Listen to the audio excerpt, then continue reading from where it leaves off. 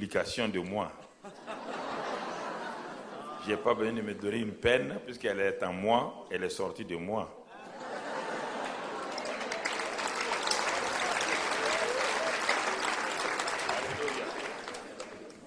Gloire à Dieu. Nous disons merci au Seigneur ce soir.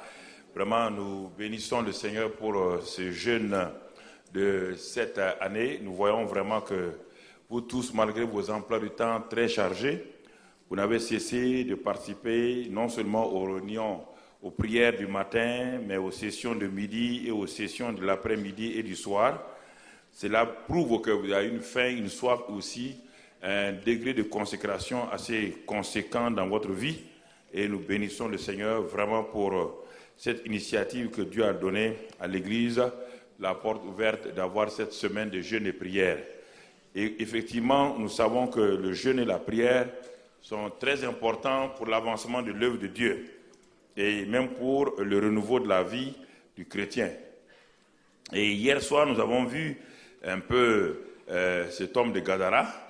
Nous avons vu un peu comment nous pouvons ouvrir des portes à l'ennemi, il peut attaquer nos vies. Et on voit avec l'autorité du nom de Christ Jésus comment réprimer ces esprits-là. Mais ce soir, nous allons compléter le message. Ce message a deux faces. Et la face positive que nous allons voir ce soir, c'est la puissance de la croix. Et nous allons voir qu'est-ce que cette croix-là, qu'est-ce qu'elle est exactement aux yeux de Dieu et aussi face aux problèmes de l'homme. Lorsque nous ne comprenons pas la puissance de la croix, nous croyons que c'est une chose qui s'est passée. Nous confondons ça avec le morceau de bois sur lequel Jésus a été crucifié, alors que l'œuvre de la croix va au-delà de ça. Parce que l'œuvre achevée de Christ comprend non seulement la crucifixion de Jésus, mais aussi son ensevelissement et son séjour dans le séjour des morts, et ensuite sa résurrection, et enfin sa glorification. C'est ça l'œuvre achevée de Christ. Parce que beaucoup croient que quand Jésus a dit « tout est accompli à la croix de Calvaire », tout était fini. Quand il a dit « tout est accompli à la croix de Calvaire », tout n'était pas fini. Parce qu'il était resté à la croix de Calvaire, personne ne serait né de nouveau. Non, mon ami. L'œuvre achevée de Christ commence à la croix, s'achève quand Jésus s'est assis à la droite du Père et intercédant pour nous. En ce moment-là, tout est rentré, le cercle est fermé, le cycle est fermé, et maintenant, nous pouvons vivre dans cette œuvre achevée de Christ. Quand nous regardons attentivement ce qu'est la croix, c'est un homme appelé Paul qui n'a pas assisté à ce grand événement de la croix parce que Dieu l'a mis à part pour qu'il comprenne. Parce qu'il y a deux groupes de gens qui ont vécu la croix. Il y avait les disciples de Jésus qui, ayant vu Jésus crucifié, tous se sont enfuis, sauf Jean qui était le bien-aimé, qui a assisté Marie. Il y a aussi tous ceux qui étaient là, les juges, les officiers, les pharisiens et les soldats, et qui étaient de ce grand groupe qui disaient à Jésus, si tu es réellement le Christ, alors sauve-toi toi-même et nous croirons en toi. Donc, ces deux groupes-là regardaient la croix comme un événement de défaite. Ils pensaient que la croix, personne ne comprenait effectivement la croix. Même les disciples de Jésus-Christ ont identifié la croix à la défaite de leur maître. Parce que personne n'avait la révélation de ce qui se passait là devant leurs propres yeux. Il a fallu 30 années plus tard qu'un homme apparaisse sur la scène. Un homme qui n'a jamais vu Jésus-Christ en personne, qui ne l'a jamais salué. C'est ça l'important de la révélation. La révélation va au-delà de ce que nous avons vécu dans le physique. C'est Saul de Tarse qui était un ennemi patenté de Jésus-Christ, un ennemi de Christ qui ne l'a jamais vu, mais qui a entendu les œuvres et qui s'est révolté contre lui.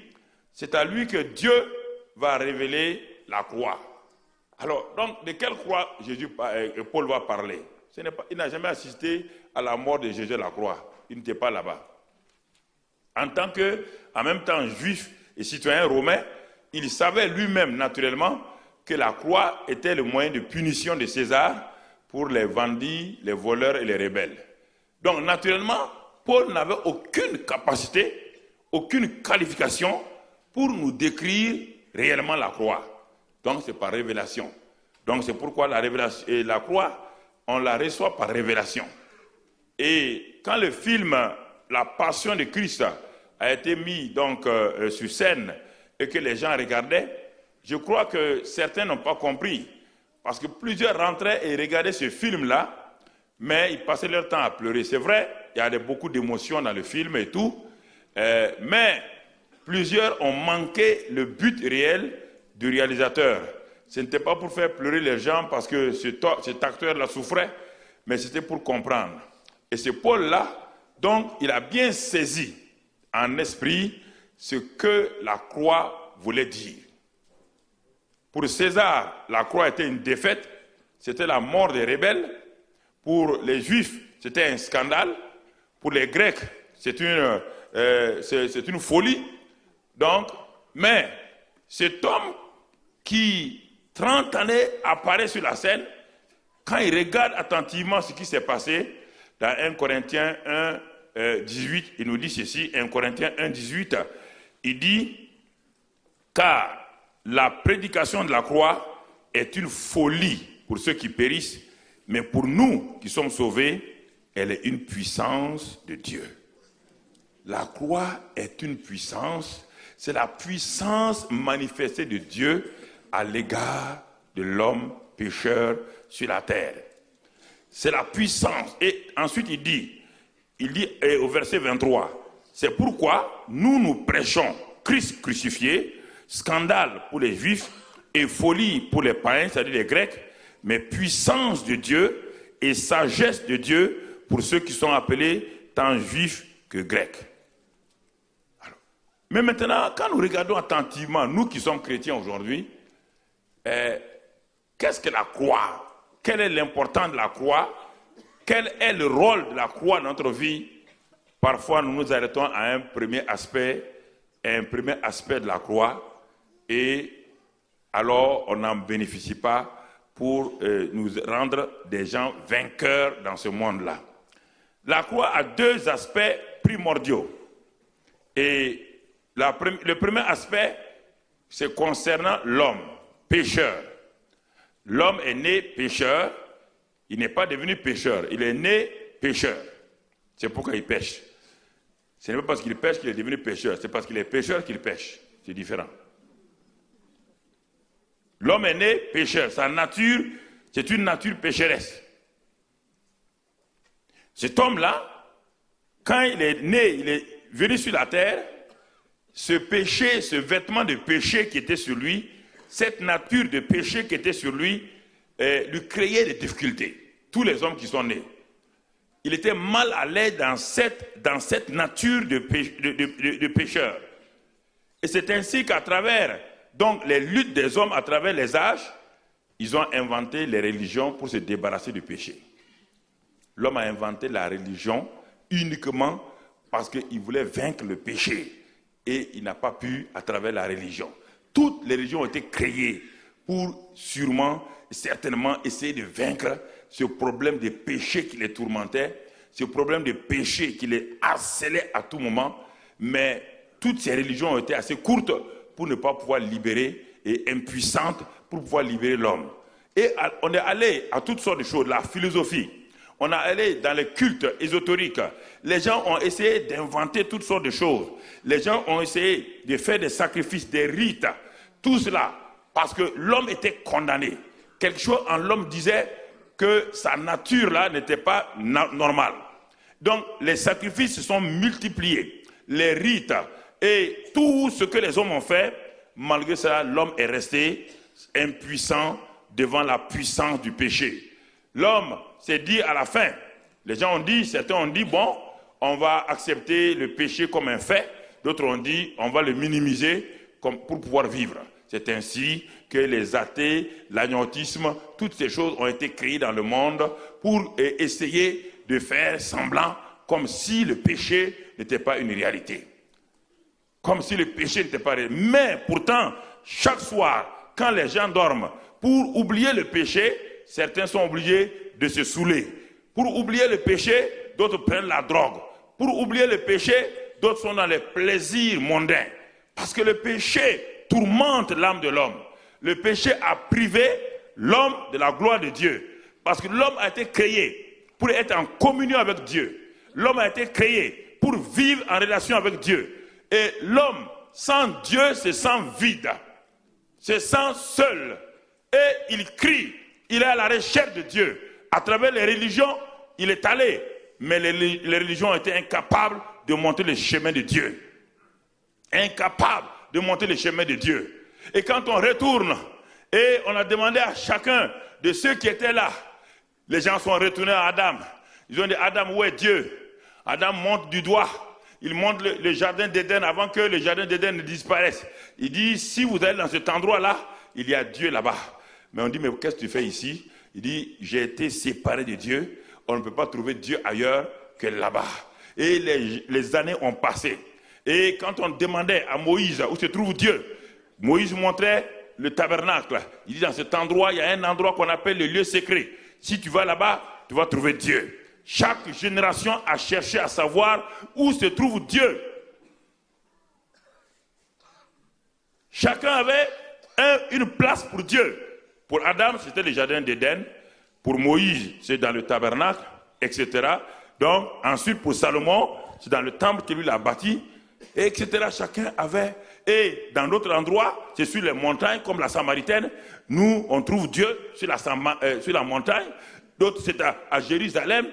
Mais ça veut dire que l'homme est à la recherche de Dieu. L'homme est assoiffé de Dieu. Et tant qu'il n'y a pas Dieu, l'homme il est incomplet. Parce qu'il est une créature qui a été créée pour être unie à Dieu. Mais le péché l'a séparé de ce Dieu-là. Alors quand on regarde, alors le cri monte. Les gens ont crié. Pour raccourcir mon message, Dieu un jour s'est levé parce qu'il avait une solution. Et Dieu lui-même va entrer en scène pour descendre vers l'humanité, pour apporter la solution au péché et ramener l'homme à lui. Et cet homme, il va utiliser un autre homme.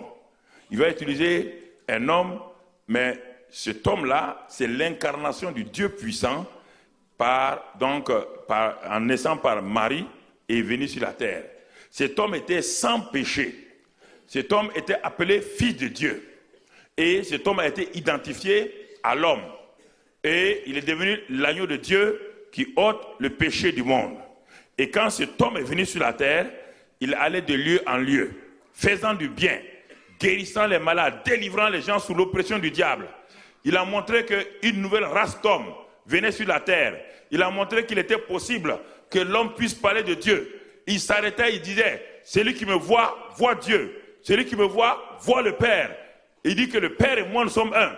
Cette déclaration a mis en furie les religieux. Parce qu'ils ont cherché Dieu dans le tabernacle de Moïse. Ils ne l'ont pas trouvé. Ils ont cherché Dieu dans le jardin d'Éden. Ils ne l'ont pas trouvé. Voici qu'un jeune homme de 30 ans s'arrête et dit, si vous voulez Dieu, je suis l'adresse de Dieu sur la terre. Dieu n'est pas ailleurs. Le grand Dieu du ciel là n'est pas à Jérusalem, ni dans le temple. Le grand Dieu du ciel n'est pas sur les montagnes. Le grand Dieu du ciel n'est pas dans le soleil. Le grand Dieu du ciel est sur la terre, dans un seul endroit. C'est moi où se trouve Dieu. Les gens ont dit, là, on va te lapider. Toute la plénitude de la divinité est où? En toi? Il dit oui.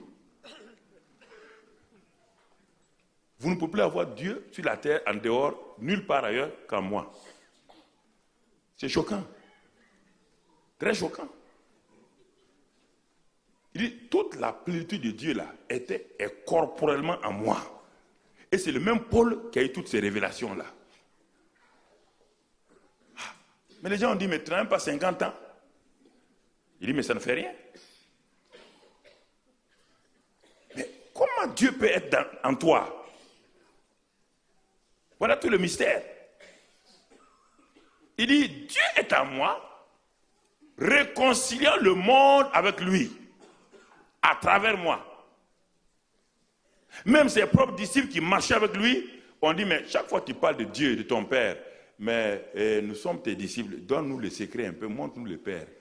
Il dit, mais Philippe, il y a si longtemps que j'étais avec vous, tu ne me connais pas. Celui qui m'a vu a vu le Père. Le Père est en moi, c'est lui qui parle à travers moi. Je ne fais rien de moi-même, je ne suis que l'enveloppe du Père qui est cachée en moi. Même les disciples ne comprenaient pas. Parce que la révélation par le Saint-Esprit n'était pas encore venue. C'est pourquoi le christianisme, c'est une religion de révélation, non pas simplement d'études. On ne peut pas étudier et connaître Jésus-Christ. C'est impossible. C'est par révélation. C'est pourquoi les mamans incultes qui ne sont jamais allées à l'école ont la révélation de Christ et marchent mieux que ceux qui sont allés faire des années de théologie. Mais pourtant, cette maman dans cette brousse africaine-là, mais quand elle parle de la réalité de Dieu, de Jésus-Christ, mais vous levez les chapeaux. Mais comment cette maman, qui n'arrive même pas à ouvrir une Bible, a cette révélation? C'est ça. Paul est le type de ces gens-là qui n'ayant jamais salué Jésus, qui n'ayant jamais vu Jésus, ont pourtant connu Jésus plus que tout le monde. C'est pourquoi il dit dans 2 Corinthiens 5,16, si nous avons connu Christ dans la chair, nous ne le connaissons plus comme cela. Il s'adressait à Pierre et aux autres qui se vantaient d'avoir été avec Jésus, d'avoir mangé avec Jésus, d'avoir bu avec Jésus. Paul les arrête. Il dit, mes frères, écoutez-moi. Si nous avons connu Christ dans la chair, ça n'a plus d'importance. Il dit, verset 17, si quelqu'un est en Christ, c'est ça qui est important. Il est une nouvelle création. Les choses anciennes sont passées et toutes choses sont devenues nouvelles. Il dit, c'est ce qui est important. Ce n'est pas de savoir si on a été avec Christ ou pas, c'est de savoir aujourd'hui où se trouve Christ et où nous sommes en Christ. Alors, en ce moment-là, Paul nous révèle l'un des premiers aspects de la croix. Parce que dans tout le livre des Actes, vous allez voir timidement, parce que les évangiles, les 4 évangiles, ne nous ont jamais dit pourquoi Jésus est mort pour les gens. Il est mort à la croix. Les évangiles se terminent sur la mort de Jésus, son ensevelissement et sa résurrection. Les évangiles se terminent là. C'est l'histoire de Jésus se termine à sa résurrection et à son élévation. Mais il ne nous dit pas, aucun évangile ne nous dit effectivement pourquoi il est mort. Qu'est-ce que la croix? Les actes des apôtres commencent à nous révéler un peu, un tant soit peu. Mais si vous regardez de acte 1, acte 2, jusqu'à ce que Paul vienne, les gens prêchaient encore et prêchaient dans les synagogues, n'osaient pas aller ailleurs. C'est la venue de Paul sur la scène qui va commencer à ouvrir les yeux des gens sur la réalité de la croix. Parce que la croix n'était pas compréhensible ni par Pierre ni par les autres. Ils ne comprenaient pas ce que c'est.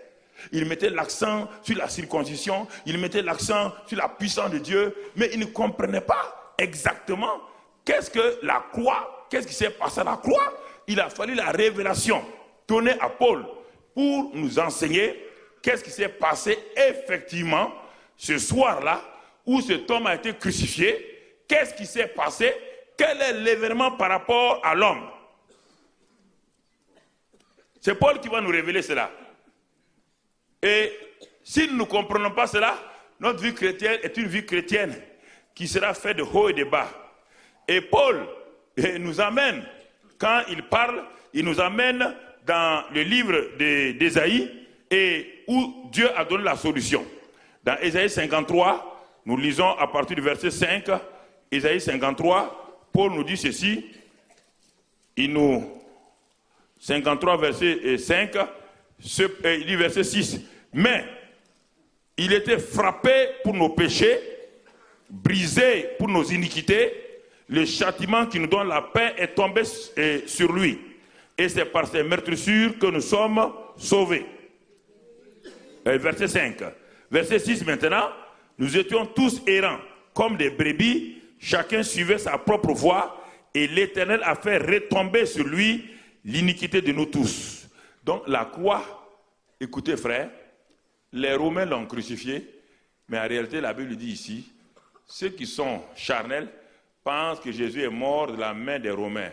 On vous dit ici que c'est la fête, c'est pourquoi la Bible, on l'a vu avant-hier, qui a reconnu que le bras de Dieu était là. Il dit que l'Éternel a fait retomber sur lui L'Éternel a pris les péchés des hommes. Ce n'est pas Rome qui a pris les péchés des hommes pour mettre sur Jésus. Rome a châtié les 2 voleurs. Mais Jésus, le cas de Jésus, c'est vrai que c'est eux qui l'ont crucifié physiquement. Mais un autre événement s'est passé derrière le rideau que personne ne comprenait et que personne ne saisissait. C'est qu'il y avait la main de Dieu et la main de Dieu transférait les péchés de toute l'humanité sur Jésus, les malédictions de toute l'humanité sur Jésus, les maladies de toute l'humanité, toutes les générations confondues sur Jésus.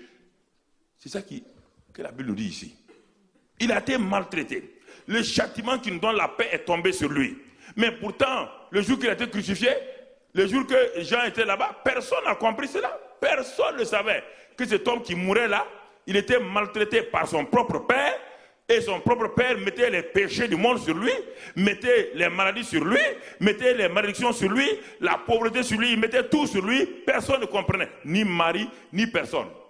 Personne. Personne ne savait que Ésaïe 53 était en train de se réaliser sous les yeux des gens. Tout le monde, c'était la défaite. Quand les disciples, Jésus a apparu aux disciples d'Emmaüs, il les voit tristes. Il dit, mes amis, de quoi vous parlez? Il dit, oui, mais tu es le seul à ne pas le savoir. Tu es le seul ignorant du coin. Ah bon? Jésus dit, bon, je suis ignorant. Je vais apprendre de vous. Qu'est-ce qui s'est passé? Il dit, oui, nous croyons que Jésus qui était venu, c'était celui qui allait nous libérer. C'est le libérateur de la main de Rome. Il allait nous libérer de l'oppression romaine. Mais voilà qu'il est mort. Et en plus de ça, quelques pauvres femmes, vous savez, les femmes, toujours c'est ça. Elles sont allées là au cimetière, elles sont venues nous raconter des histoires de femmelettes en disant que Jésus est ressuscité. Ah, maintenant, on nous dit que Jésus est ressuscité. Si ce n'est pas des femmes, comment quelqu'un qui est mort peut ressusciter? Jésus dit, ah bon? Des gens qui l'ont suivi 3 ans et demi, qui disent ça. Pourtant, il n'a cessé de leur dire qu'il va ressusciter le 3e jour. Personne ne croyait à ça. Personne des disciples n'a cru au message de Jésus. Les évangiles se terminent dans un échec pour les disciples de Jésus. Aucun n'a compris ce qui s'est passé. Aucun. Jésus leur reproche. Il dit, mais je ne comprends pas. Il continue à leur parler. Il dit, mais pourtant, les Écritures disent, la loi et les prophètes, il cite tous les passages de Genèse jusque dans Malachie. Chaque livre. Il prend le livre de Michée, il prend le livre de Malachie, il donne tous les traits sur la venue du Messie. Et les 2 disciples comprenaient et écoutaient. Quand ils arrivent chez eux, maintenant quand ils voulaient manger, quand Jésus a rompu le pain, leurs yeux sont ouverts et il a disparu. Ils ont dit, c'est lui. Il revient dire aux 11, les autres qui étaient là à Jérusalem, ils ont dit, non, on ne croit pas. C'est de l'hallucination, vous n'avez rien vu. Jésus vient au milieu d'eux et leur dit maintenant, pourquoi vous ne croyez pas? C'est pourquoi, si vous voulez connaître Jésus, si vous voulez le connaître, vous pouvez connaître son histoire dans les 4 évangiles. Les 4 évangiles, c'est l'histoire de Jésus, ce qu'il est venu faire. Vous ne pouvez pas connaître Jésus dans les 4 évangiles.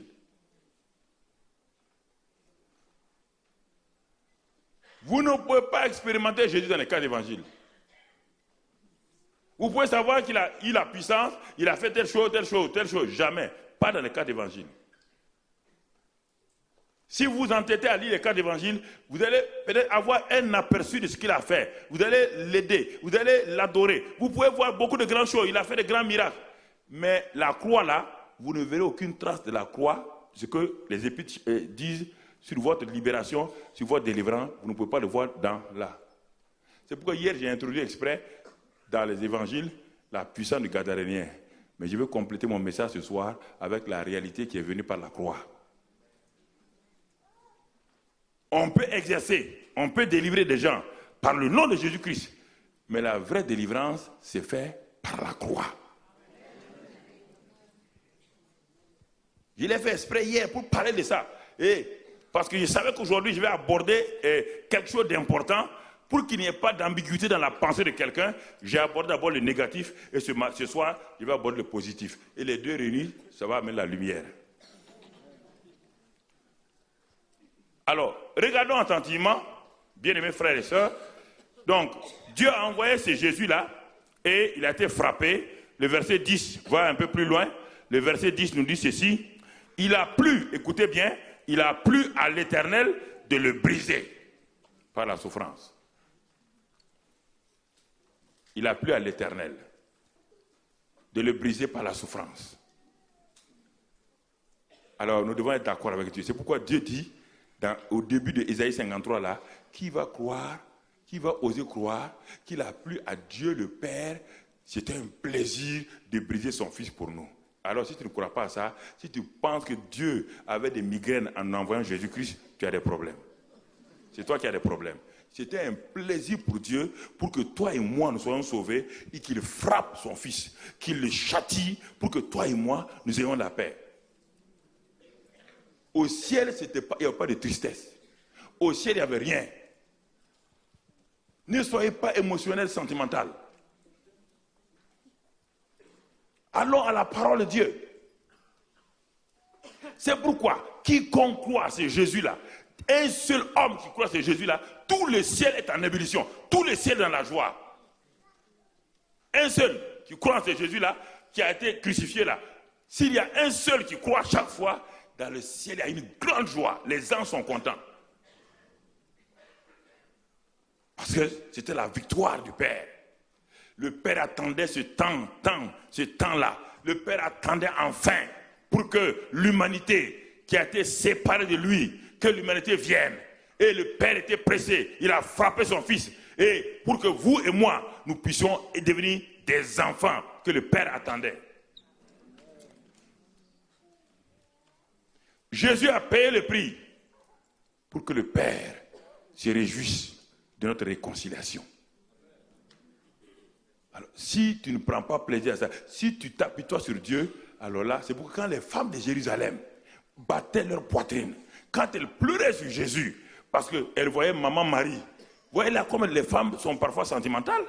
Et maman Marie était là, les gens de pauvres femmes, elle est en train de perdre son enfant. Elle est en train de perdre son enfant. Elle tapait leur poitrine. Jésus a dit, halte, femme de Jérusalem, pleurez sur vous-même et sur vos enfants. C'en est assez maintenant. Votre sentimentalisme béat.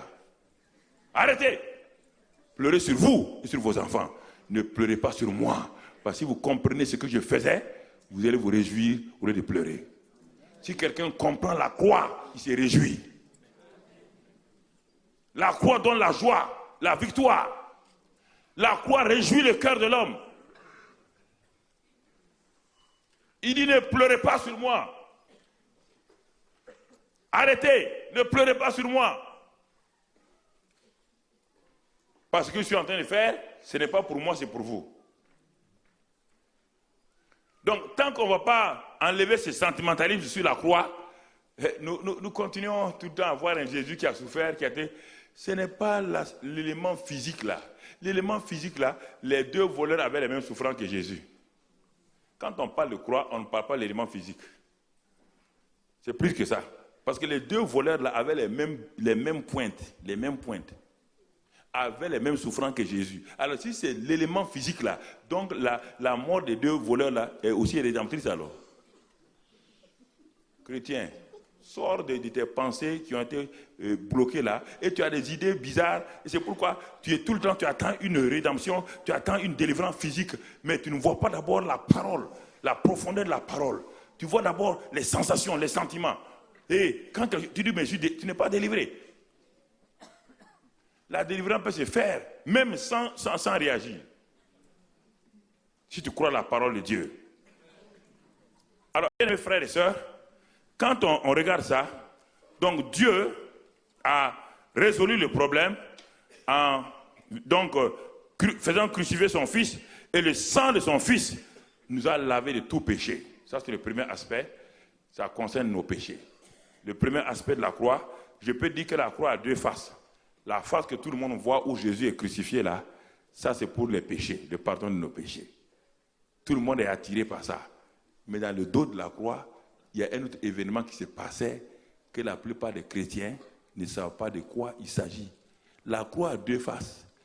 La face où Jésus a été crucifié, où il parle, les péchés sont pris. Et dans le dos de la croix, un événement très important qui s'est passé pour l'homme. Et c'est qu'on va voir les deux aspects ce soir-là. Pour que tu comprennes. Le premier aspect, comme je l'ai dit, Jésus ayant pris nos péchés, Et je vais vous montrer quelque chose. Je vais demander à mes deux jeunes frères de venir là. Jésus a pris nos péchés à la croix du Calvaire. Est-ce qu'on peut monter un des... Voilà. Monter ça sous forme de croix ici, à une hauteur un peu élevée. Écoutez et suivez. Je crois comme les caméras sont là, ils vont nous aider. Ils vont nous aider à mémoriser ça, parce que l'image parfois reste mieux dans la pensée des gens que tout. Bon, ce jeune frère-là va jouer le rôle de l'homme, de l'être humain sur la terre, de l'être humain sur la terre, l'être humain qui est né. Tout homme qui est né sur cette terre est pécheur. Il va jouer le rôle, viens là, il va jouer ce rôle-là. Tout homme qui est né sur cette terre-là est pécheur. Donc il naît simplement, mon frère, avec son vêtement, le vêtement de péché, sa nature de péché sur lui, et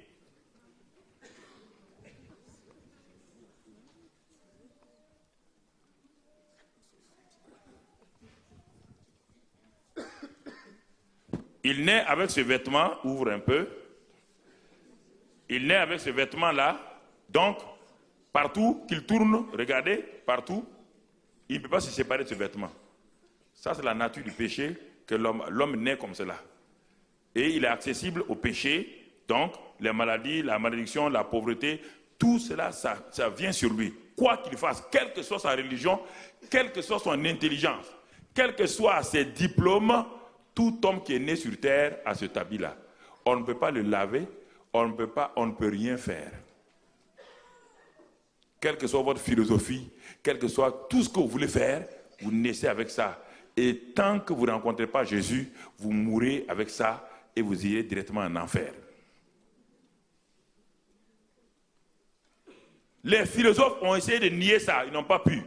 Les Nietzsche et tous, ils ont essayé de nier cette réalité-là, ils n'ont pas pu.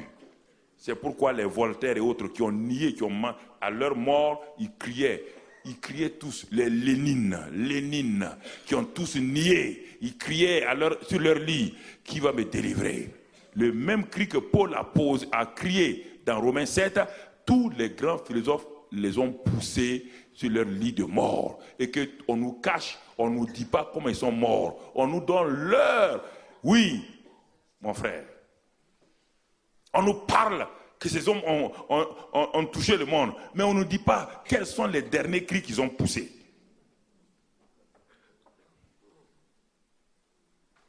Ce grand savant qui a parlé de la théorie de l'évolution, Darwin, au moment où Darwin vieillissait, il était donc en Angleterre, il était au bord de sa fenêtre et il regardait l'horizon avec intensité. Sa bonne qui était derrière lui, qui était chrétienne, dit: Monsieur Darwin, à quoi pensez-vous? Darwin de répondre: j'ai mis entre les mains des hommes une théorie qui va faire du mal. La dame lui dit: mais Monsieur Darwin, donc vous regrettez? Dit: oui, parce que la théorie de l'évolution ne peut pas être vraie. N'est pas vrai. Ses disciples ont dit: Monsieur Darwin, que vous croyez ou pas, nous allons continuer la théorie de l'évolution. Mais est-ce que vos livres de sciences vous montrent ça? Jamais. Vos livres de sciences vous montrent ça? Jamais. Lénine, qui a quitté la Suisse, un notable de Suisse, pour aller faire la révolution bolchevique en Russie. Quand il mourait, il dit: mais nous avons soulevé une révolution, mais qui n'ira pas l'homme, qui n'amènera pas l'homme où que ce soit. Tous ont fini lamentablement leur fin sur la terre, avec des cris. Le même cri que Paul a poussé. Qui me délivrera? Qui? Je l'ai combattu toute ma vie. Voltaire dit: je l'ai combattu toute ma vie. Je vais les rencontrer face à face. C'est sûr et certain. Qui me délivrera?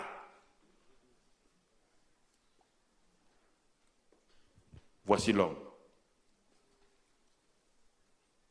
Qu'il soit riche ou pauvre, le voilà.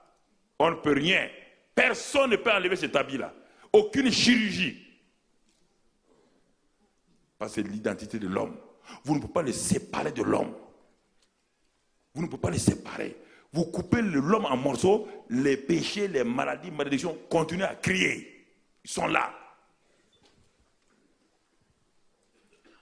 Dieu a trouvé la solution. Mais ce n'est pas fini. Cet homme qui est né avec ce péché, cet habit-là, maintenant le monde va lui créer des problèmes. Quand il est né, c'était un enfant qui est né innocent, mais pécheur quand même, le monde va l'intoxiquer. Le monde, avec les vaines manières de penser, vont l'intoxiquer. Il aurait un double problème. Non seulement il est né pécheur, le monde va mettre sur sa tête une intelligence non renouvelée, une mentalité non renouvelée. Maintenant, il a un double problème. Non seulement il est pécheur, maintenant on lui a fait croire, sa mentalité, on lui a fait croire, son intellect, que c'est normal d'être comme ça. Et cet homme-là, il va lutter. C'est pourquoi le taux de suicide augmente. Parce que les gens veulent enlever ça. Ça titille tout le monde. Mais cette pensée dit que ce n'est pas vrai. Mais pourtant, l'homme sait que c'est vrai. Il sait que ça ne va pas. À la fin, il se dit, mais vous me mettez fin à ma vie. Je ne peux pas continuer à vivre dans une contradiction pareille. Je ne peux pas continuer à vivre dans cette contradiction. Vous me dites qu'à l'école, qu'il n'y a pas de péché. Mais moi, je souffre de péché.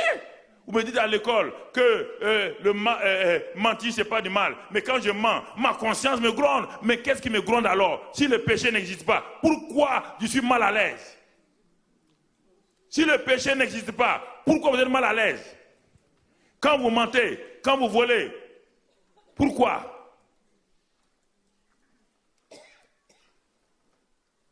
Et c'est pourquoi les jeunes gens, par centaines, se suicident. Ils ne comprennent plus rien. Ils luttent. Le père vient et dit, ma fille, qu'est-ce que tu as? Il dit, papa, ça ne va pas, j'ai commis... Non, ma fille, c'est rien ça, tout le monde le fait. Mais la fille, sa conscience est sensible. Elle est en train de vivre mal. Et un jour, vous trouvez le cadavre de cette fille-là. Vous dites, mais qu'est-ce qui est arrivé? C'est vous qui l'avez tué? Vous avez dit que le péché n'est pas important. Vous avez dit que non, ce n'est pas un problème. Ce n'est pas un problème, non. Et on peut vivre comme on veut. Et les filles sont faites pour se livrer aux garçons. Mais la fille, son cœur est sensible. Et l'humanité, les radios, les télévisions nous assaillent, nous souillent et nous détruisent. Et on est en train d'applaudir ces gens-là qui ont une moralité basse. Au lieu de nous révolter et de prendre position clairement, nous laissons subir ces choses et nos enfants sont détruits. Nos familles sont détruites. Le péché est une réalité. Pourquoi à Hollywood, tous ces grands stars-là se suicident un à un? Pourquoi à Hollywood, ils se posent la question, qu'est-ce qui ne va pas? Pourquoi ils se posent la question? Pourquoi ils cherchent une solution? Pourquoi ils se droguent? Pourquoi ils veulent vivre quelque chose qui est irréel? Ils veulent sortir de la réalité du péché. Ils veulent faire croire qu'il n'y a pas de péché. C'est pourquoi ils se droguent. Mais quand ils viennent de la drogue, ils se rendent compte que le péché est toujours là. Il n'a pas bougé d'un seul iota. Aucune religion, ni le christianisme ne peut changer. Aucune religion ne peut changer ça. Dieu a envoyé le judaïsme, ça n'a pas pu changer. Dieu a envoyé son fils. C'est la solution, il a envoyé son fils. Son fils est venu sans péché. Il s'est identifié à l'humanité. Et quand il s'est identifié à l'humanité, il est venu. Et qu'est-ce qu'il a fait? Il a regardé les hommes. Il a vu que tous les hommes ont péché, sont privés de la gloire de Dieu. Alors il a accepté de s'identifier à l'humanité. Et il a dit aux hommes, celui qui croit en moi, celui qui est fatigué et languissant, qu'il vienne à moi et je vais lui donner le repos.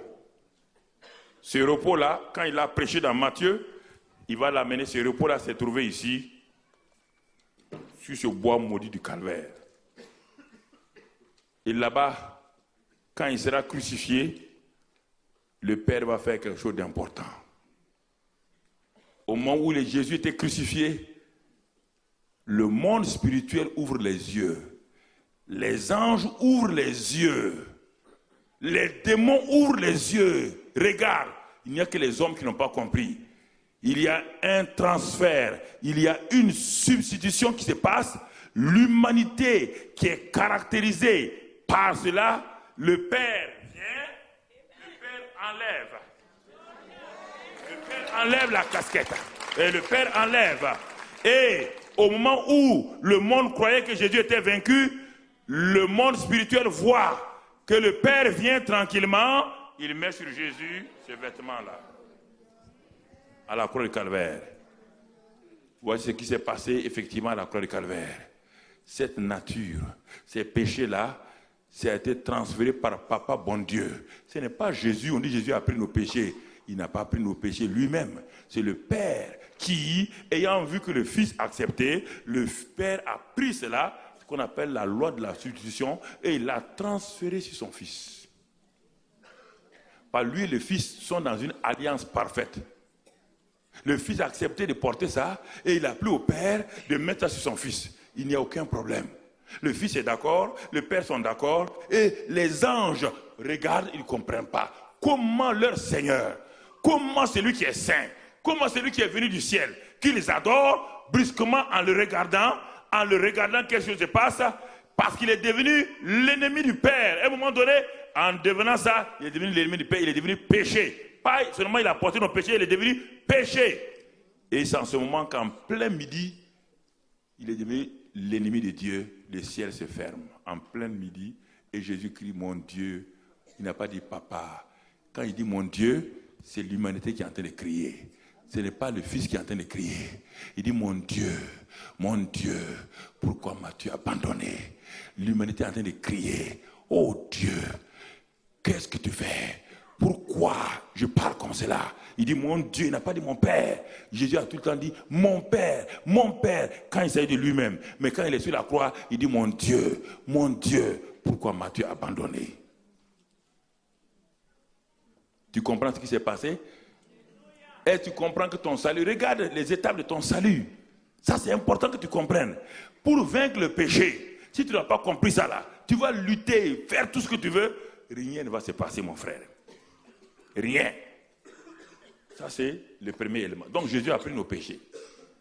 Et quand Jésus a pris nos péchés, tous ceux qui sont venus à lui, comme ce jeune homme-là, au bout de quelque temps, il est dans la joie. Parce qu'il n'a plus, voilà, il est réconcilié. Il est content. Et il s'en va partout, il dit aux gens, je suis sauvé, mes péchés sont pardonnés. C'est ce qu'on appelle la joie du salut. Il est sauvé, tout.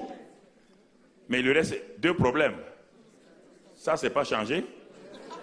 Et il n'a pas un nouveau vêtement. Est-ce qu'il peut vivre comme ça, de façon neutre? Non. Et beaucoup de chrétiens sont ici, jusqu'à leur mort. Ils sont sauvés, mais rien n'est changé. Ni là, ils ne sont pas revêtus. Ils ne savent même pas qu'ils sont revêtus. Mais au bout de quelque temps, ces jeunes hommes-là, parce qu'il y a un ennemi. L'ennemi sait que ce jeune homme n'est pas revêtu. L'ennemi sait. Ce jeune homme-là aimait aller dans les bars pour boire. L'ennemi va susciter ses nouveaux amis pour venir vers lui. Et comme il n'a pas été enseigné à l'église qu'il devait être revêtu d'une nouvelle nature, il a ça, il est fragile.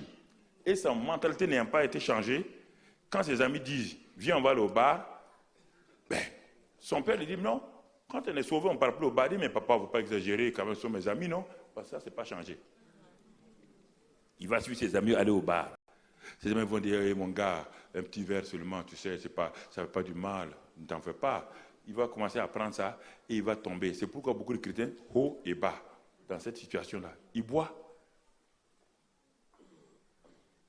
Et il veut maintenant, avec cette nature qu'il a, et l'intelligence non renouvelée, il veut vaincre Satan. Satan rit à gorge déployée parce que Satan sait qu'il n'est pas équipé pour le vaincre. Il est né de nouveau. Mais il n'est pas fort. Et regarde les trois étapes dans le livre de Jean, 1 Jean 2. Il dit les petits enfants, ils sont sûrs, leurs péchés sont pardonnés. C'est ça le petit enfant. Mais il faut qu'il soit un jeune homme. Les jeunes hommes, et ils savent quoi? Ce n'est pas que leurs péchés sont pardonnés. Les jeunes gens savent qu'ils ont vaincu Satan. Mais comment ils le savent? Parce qu'ils ont un revêtement. Ils ont un revêtement autour d'eux, ils ont le vêtement de la justice, ils ont l'intelligence renouvelée. Et ils peuvent vaincre Satan. Quelqu'un peut être chrétien et vieillir jusqu'à 90 ans dans cette situation-là. Il n'a jamais de victoire. Aujourd'hui, ça va. Quand il va à l'église, il entend un bon message. Il est convaincu. Il loue le Seigneur, mais en permanence, il tombe. Pourquoi? Parce qu'il n'a pas expérimenté le deuxième aspect de la croix. C'est cet aspect-là important qu'il n'a pas découvert. Et c'est Paul qui nous dit encore la même chose. Il va commencer à faire. Et on va commencer à lire dans Romains 7. Il va commencer à dire, le bien que je veux faire, je ne peux pas le faire. Parce qu'il est une nouvelle création. Oui, à l'intérieur de lui, l'homme nouveau est là. Il veut faire le bien. Mais il n'a pas le pouvoir dans ses membres. Il n'a pas le pouvoir de faire le bien. C'est pourquoi il y a une lutte. Mais je ne comprends pas. Le mal que je n'ai pas envie de faire, c'est ça que je fais. Mais pourquoi? Pourtant, je suis chrétien. Pourtant, je suis né de nouveau. Je vais à l'église, je prie. Mais pourquoi on n'a pas la victoire? Entre Romains 6 et Romains 8, ce Romains 7-là est une chose terrible pour les chrétiens. Quand ils arrivent là-bas, ils sautent, ils passent rapidement. Ils passent rapidement, ils n'aiment pas Romains 7. Les chrétiens n'aiment pas Romains 7.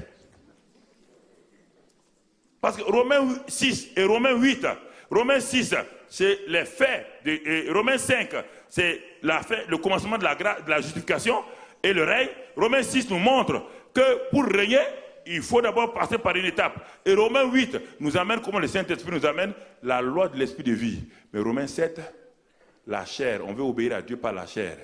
Et la loi devient irréductible devant nous. On veut obéir, on ne veut pas mentir, on ment. On ne veut pas boire, on boit. On ne peut pas se mettre en colère, on se met en colère. On confesse, on revient. On confesse, on revient. On tombe, on se relève. À la fin, on se demande, est-ce qu'il est possible d'avoir la vie chrétienne victorieuse? C'est ton expérience. C'est l'expérience que tu vis tous les jours. Pourquoi? Parce que cet élément, tu n'as pas compris. Le message n'est pas fini.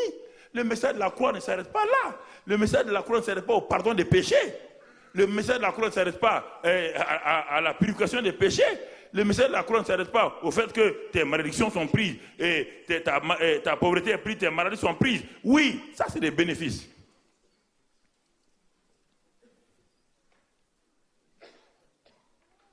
Paul nous amène maintenant, il dit, dans Romains 3, il parle privé. Romains 4, il montre la foi d'Abraham, comment on fait. Romains 5, il parle de la justification. Romains 6, il nous parle d'autre chose maintenant. Paul dit, ah mes amis, je comprends pourquoi vous n'avez pas la victoire. Il dit, mais parce que vous dites que là où la grâce a abondé, hein, vous pensez que fait quoi? Le péché a abondé, que la grâce surabonde. Ah, vous pensez que donc, maintenant que vous êtes devenu chrétien, vous devez continuer à pécher pour que la grâce surabonde alors. Il dit, loin de là, mes amis, il y a quelque chose que vous n'avez pas compris.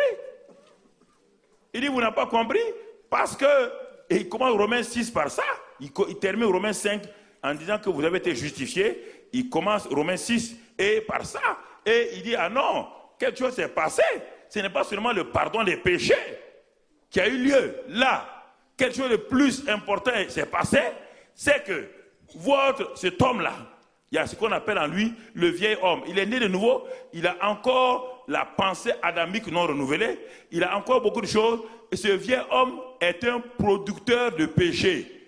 J'ai résolu les problèmes de péché, mais je n'ai pas résolu l'usine du péché. L'usine du péché est toujours en lui, l'arbre du péché est toujours en lui. Il est né de nouveau, mais il n'a pas compris qu'il y a une usine qui produit le péché. Si vous voulez vaincre, vous voulez supprimer la bière dans un pays, ce n'est pas en fermant les bars. Non, il faut aller fermer quoi?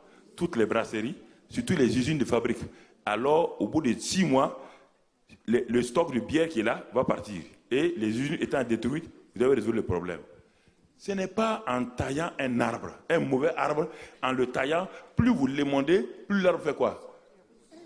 Il ne porte plus de fruits. C'est pourquoi beaucoup de chrétiens, quand ils étaient non convertis, leur vie chrétienne semblait être meilleure qu'après leur conversion.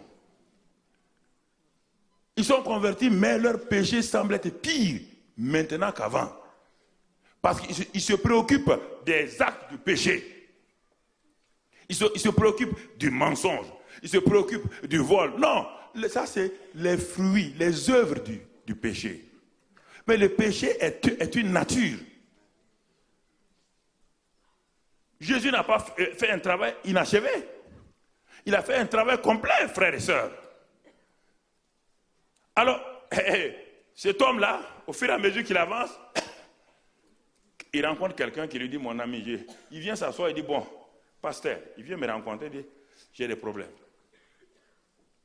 Il dit, mais qu'est-ce qu'il y a, jeune homme? Il dit, ça ne va pas. Je lutte avec le péché, je ne m'en sors pas. Je ris parce que j'ai expérimenté ça. Il dit, ah bon, tu luttes avec le péché? Il dit, oui, mais vraiment, j'aime Jésus. C'est vrai, ce qu'il dit, c'est vrai. Mais je n'arrive pas à obéir, pasteur. Je suis découragé. Je fais tout, je prie, on m'a dit de jeûner, j'ai prié. Mais quand je jeûne, je lui dis, mon ami, c'est normal, quand tu jeûnes, tu bloques ton corps. Mais ça va se jaillir plus tard. Et si vous prenez un morceau de bois, vous le plongez dans l'eau, tant que votre main tient le morceau de bois, il reste au fond de l'eau. Dès que vous lâchez, il fait quoi? Le jeûne peut maîtriser le corps de quelqu'un pendant quelques jours. Mais une semaine plus tard, votre corps revient à la normale. Dieu résout d'abord votre problème avant. Et comprenez ça très bien. Parce que vous me suivez, vous savez bien que beaucoup d'entre vous, vous luttez avec ça là. Vous luttez dans ça. Vous êtes chrétien il y a 40 ans. Vous luttez avec ça toujours. Les mêmes petits problèmes, ça ne change pas. C'est ça. Il a tout fait. Maintenant, je lui dis, mais mon frère, ton vieil homme là, tu n'as pas lu Romains 6? Il dit, ah oui, j'ai lu ça, mais c'est pas ça, il est difficile à comprendre. Qu'est-ce que le vieil homme? Le vieil homme, ce n'est pas la chair physique là. C'est la nature adamique que tu as héritée dès le moment. Et quand tu es né de nouveau, Dieu a fait deux choses, mais que malheureusement, tu n'as pas pris les deux choses le même jour. Tu t'es occupé d'abord du pardon de tes péchés. Et dès que tu as eu ça, tu es parti dans la joie. Tu n'as pas essayé de comprendre, est-ce que Dieu a fini avec toi? Mais Dieu avait fait autre chose que toi, tu n'as pas compris. Je l'amène et je lui dis maintenant, la Bible dit dans Romains 6, que votre vieil homme a été crucifié avec Christ, afin que le corps du péché soit réduit à néant et que vous ne soyez plus esclaves du péché, car celui qui est mort est libre du péché. Ah, ce n'est pas une théorie là, ce n'est pas une doctrine, hein? C'est un fait. Le vieil homme qui aime produire le péché là, Dieu a résolu son problème en faisant quoi? C'est ça qui est là, mon frère. C'est ça que les gens ne voient pas. Jésus a tendu la main. Ton vieux homme a été crucifié avec Jésus à la croix du Calvaire. Pour que le vieux homme là soit totalement réduit. C'est ça tout Romains 6. Romains 6, c'est ça. Regarde très bien. Tu as vécu pendant 20 ans ça. Tu n'as pas su qu'il y a eu ça.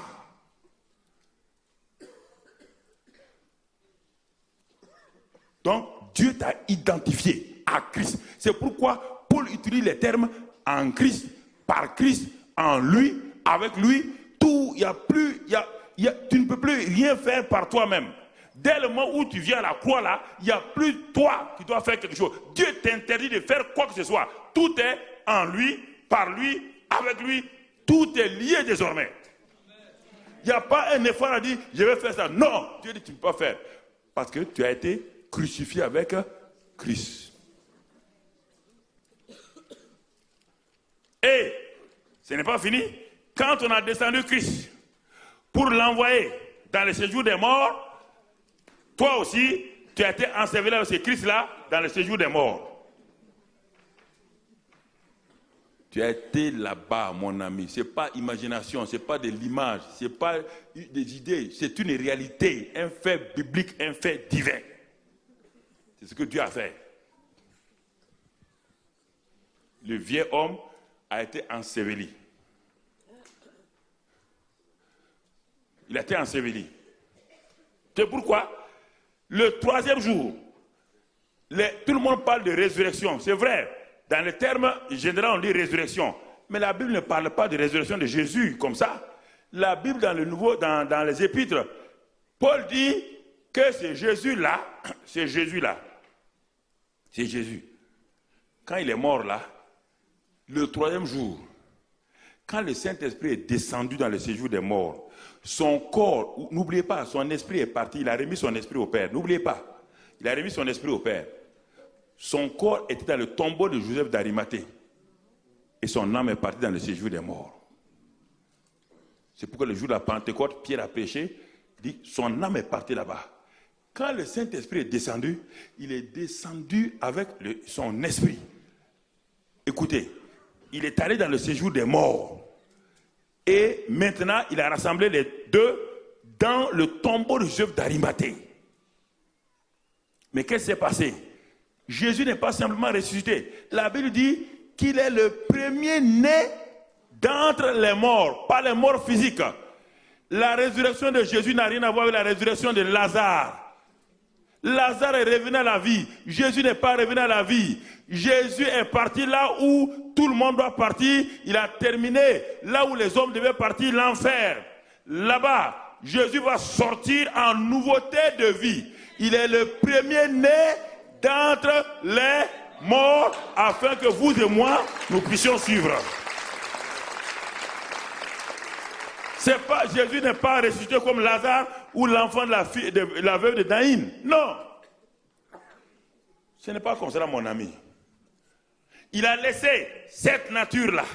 Cette nature-là, quand il quittait le tombeau, ça appartient à l'enfer. Il a laissé là-bas. Il a laissé là-bas totalement. Et quand il est sorti à ce tombe-là, regardez-le, quand il l'a amené, Jésus est sorti en nouveauté de vie. Écoute-moi. Jésus est sorti en nouveauté de vie.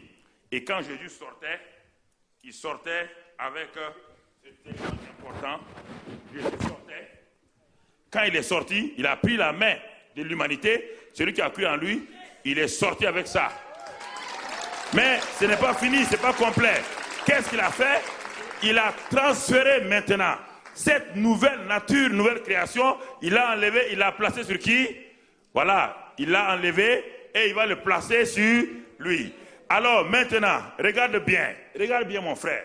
C'est pourquoi Paul dit maintenant, si quelqu'un est en Christ, les choses anciennes sont, toutes choses sont devenues, et cela ne vient pas de lui, cela vient de Dieu, qui a réconcilié le monde avec lui-même.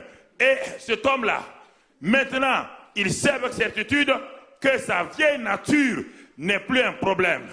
Et il a une nouvelle nature. Là où il aurait des problèmes, c'est où? Et la plupart des chrétiens luttent ici avec ça.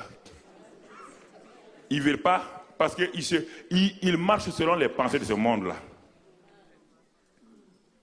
Voilà la plupart des problèmes que vous avez, c'est ici maintenant. Né de nouveau, vous avez revêtu la nouvelle nature, mais votre intelligence refuse. Quand on dit de croire, tu dis est-ce qu'on peut croire? Ce n'est pas ta nature, c'est la pensée maintenant.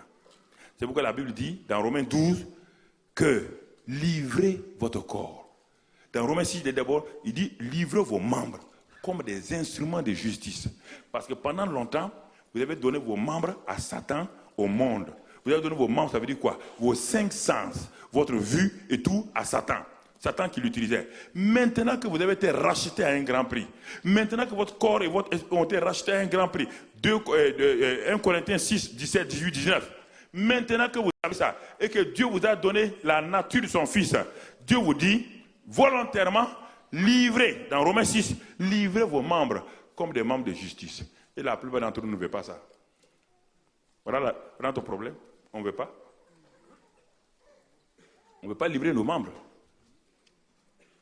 Nous voulons raisonner, nous voulons choisir ce qu'on veut. On dit, mais quand même, il faut être raisonnable. C'est le raisonnable là qui nous crée les problèmes.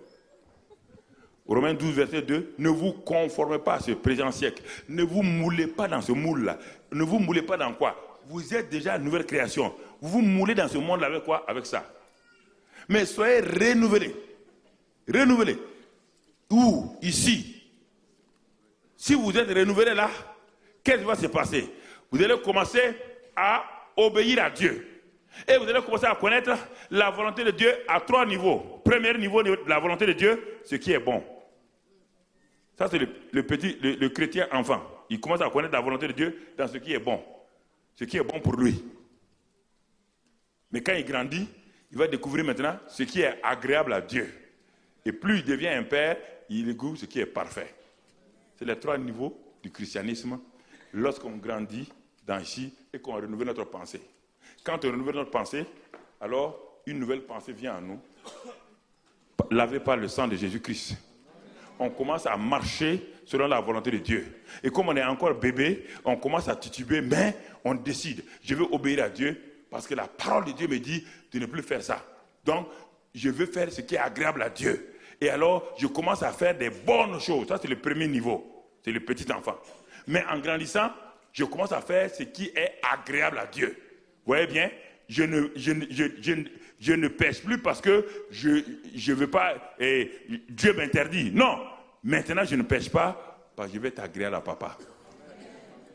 Et quand on devient un père, on devient dans la perfection. Le père ne s'inquiète pas du péché. Il est à l'aise face au péché. Et ce chrétien-là devient un chrétien vainqueur. Voilà les vainqueurs comme ça. Non, voici les vainqueurs. Voici les vainqueurs. Je ne voulais pas être long ce soir. Et regarde la différence entre les deux, mon ami. Regarde la différence entre les deux. Regarde la différence entre les deux. Non, mais tu le vois toi-même. C'est important que tu comprennes la différence entre les deux.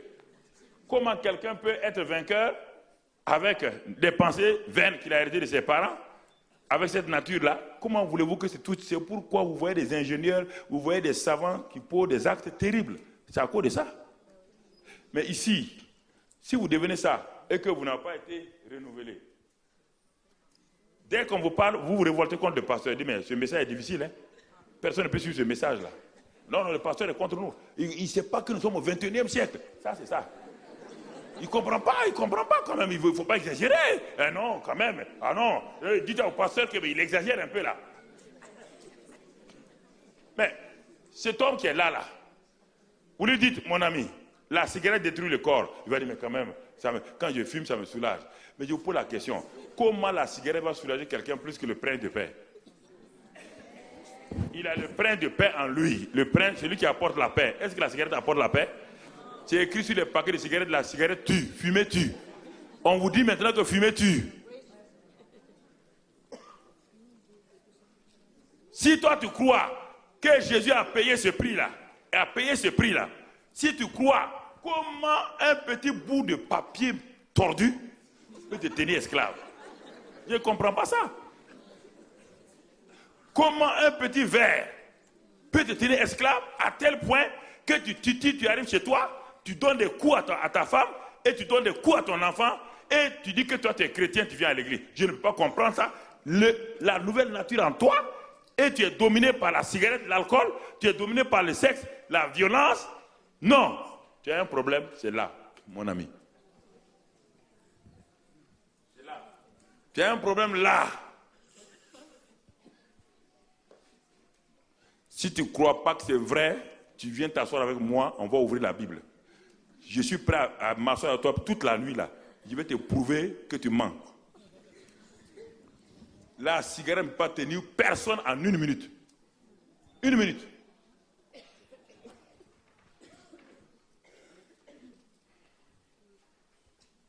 Est-ce que le président de la République française là, est-ce que toi tu vas entrer là, le protocole te dit, monsieur le président doit te voir, il te donne un rendez-vous, et toi tu vas rentrer à la présidence, malgré le fait que tu aimes fumer là, avec une cigarette à bout, voir le président. Tu vas le faire? Comment le Dieu grand qui habite en toi, le Dieu tout-puissant, le Dieu saint, toi tu envoies la cigarette sur lui en permanence, et tu veux qu'il soit à l'aise? Non, je vous pose la question, il faut arrêter de jouer avec Dieu, il faut arrêter. Vous ne voulez pas arrêter de fumer, donc vous êtes libre. Mais ne dites pas que Dieu n'est pas capable. Cette nuit, tout de suite là, si tu viens te mettre à genoux ici, si tu viens, tu dis, Seigneur, je suis fatigué, je veux me livrer à toi, ce soir-là, il te libère. Tu ne veux pas, mon ami. Il te libère ce soir-là. Pas bien compris pour toi. Hier, on a prié. C'était l'aspect négatif. Ce soir-là, la croix est une puissance de délivrance. Une puissance de délivrance. Est une puissance de délivrance. C'est une puissance de délivrance. Regarde. Mais, pour terminer, maintenant, toi qui es malade, toi qui as des malédictions, toi qui vis dans la pauvreté, regarde ce que Jésus a fait. Regarde ce que Jésus a fait. Jésus a pris tout ça là.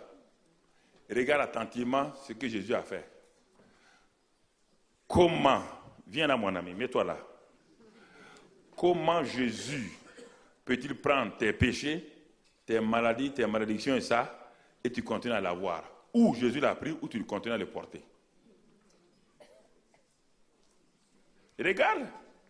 Regarde ce que Dieu a fait. Regarde, simplement. Regarde. Pour Dieu, c'est ça. Toi qui es malade là, ta maladie est ici. Ta maladie n'est plus ici. Ici, c'est quoi? La guérison.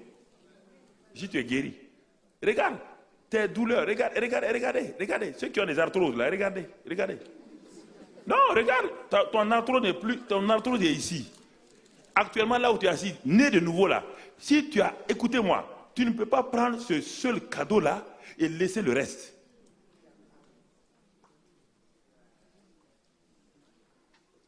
Quelqu'un va dans un supermarché parce que tu as des problèmes. Il te manque 4 choses. Et il s'en va dans le supermarché. Et il s'en va et il paye. Il t'amène un reçu. Il t'amène un reçu en bonne et due forme. Si le reçu il est écrit, il y a salut, il y a guérison, il y a bénédiction, il y a tout. Et toi, tu vas au supermarché. Quand tu arrives, le monsieur dit, ah, c'est vous. Il dit, oui, voici mon reçu. Tu donnes le reçu. Et tu prends, je vais donner ça en termes naturels qu'on comprenne. C'est-à-dire, il y a un sac de blé, un carton de sucre, bon, un sac de pommes de terre et puis autre. Tout est payé déjà par quelqu'un qui a eu compassion de vous. Vous allez dans le supermarché et vous prenez seulement le carton de sucre. Mais le vendeur dit, mais monsieur, il vous reste 3 cartons. Non, ça me suffit largement. Le paquet de sucre, ça me suffit. C'est la même chose. Mais comment Jésus a pris tout ça le même jour qu'il est mort? Le même jour qu'il est mort, il a pris tes péchés, tes maladies, il a pris tes malédictions, il a pris tout ça. Et toi, tu viens, tu prends ça et tu t'en vas. Et les autres? Et les 3 autres? Tu vas attendre quand? Quand tu vas attendre? C'est le même jour que Jésus a pris tout ça. C'est la même personne qui s'appelle Jésus qui a pris tes péchés, tes maladies, tes malédictions et ta pauvreté. C'est pas 3 ans après. C'est le même jour. Il a pris nos infirmités et il s'est chargé de toutes nos douleurs. Et c'est par ses meurtrissures que nous sommes guéris. C'est ce qu'il a fait. Il dit, approche-toi avec une foi simple. Une foi simple. Accepte. Regarde ce soir-là. Accepte mon ami. Regarde simplement. Regarde, chaque fois que j'ai montré ça, des gens ont été guéris. On n'a pas besoin de prier. Regarde ce que Dieu a fait. Regarde ce que Dieu a fait pour toi. Quand Dieu te regarde, il ne voit pas ça sur toi, il te voit comme ça. Pour Dieu, c'est comme ça qu'il te voit. Mais toi, tu te regardes comme ça, partout. Que ce soit en Suisse, que ce soit en France, que ce soit aux États-Unis, que ce soit en Côte d'Ivoire. Chaque fois que j'ai pris ça, le même soir, ceux qui ont regardé simplement par la foi, ils ont dit non. Regardez ce que Dieu a fait. Regardez, tout ce que vous appelez péché, vous appelez maladie, vous appelez malédiction, vous appelez tout ça là, Dieu a mis ça sur Jésus, à la croix. Et Dieu vous a donné ça.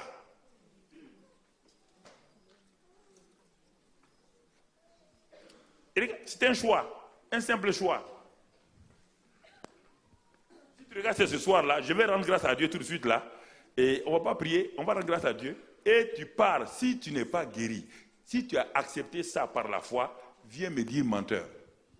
C'est pendant des années que Dieu m'a dit, montre-leur ça pour qu'ils comprennent. Et que j'ai fait ça, et j'ai montré partout où je vais, et le lendemain, les guérisons de cancer, les guérisons de tout genre ont eu lieu. Regarde ce que Jésus a fait. Jésus a mis ton cancer ici, il a mis ton sida ici, il a mis ton diabète là, il a mis ton hypertension ici, il a mis tes arthroses, tes rhumatismes, il a mis tes hémorroïdes ici. Et il t'a donné en retour ça.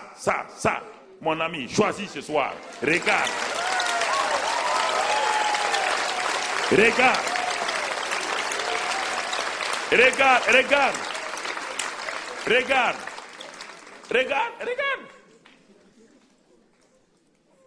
C'est ce qu'il a fait. La foi en ce qu'il a fait. Je ne demande pas d'avoir une foi aveugle. Non, aie la foi dans ce qu'il a fait. Dans ce qu'il a fait. Une petite fille très malade a accepté ça. Elle a dit à maman, je suis guérie. La maman dit, ah non, tu as la fièvre. Elle dit, le pasteur, Dieu a mis mes péchés, mes maladies sur Jésus. Elle a été guérie.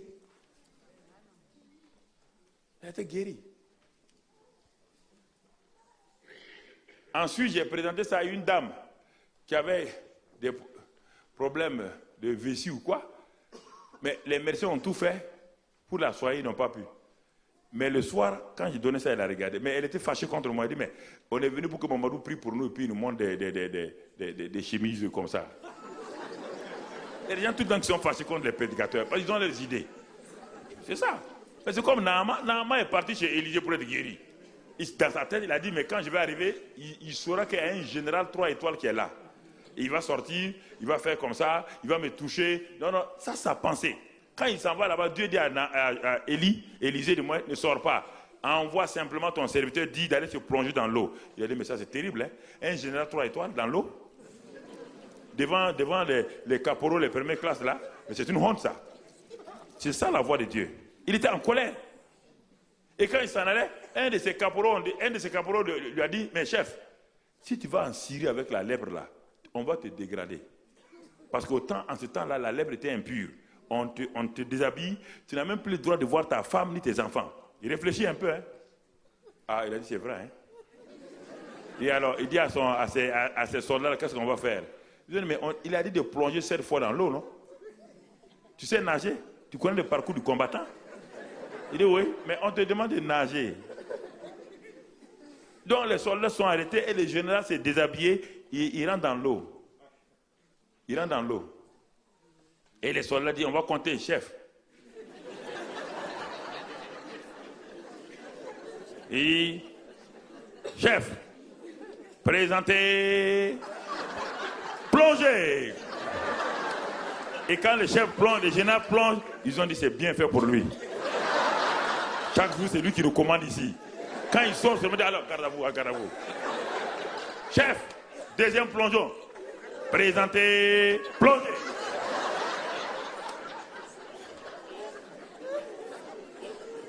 Mais ça semblait être insensé, c'est insensé ça. Un général commandé par un caporal. Le chef, c'est pas fini. Chaque jour, tu nous fais pomper. Tu vas pomper maintenant.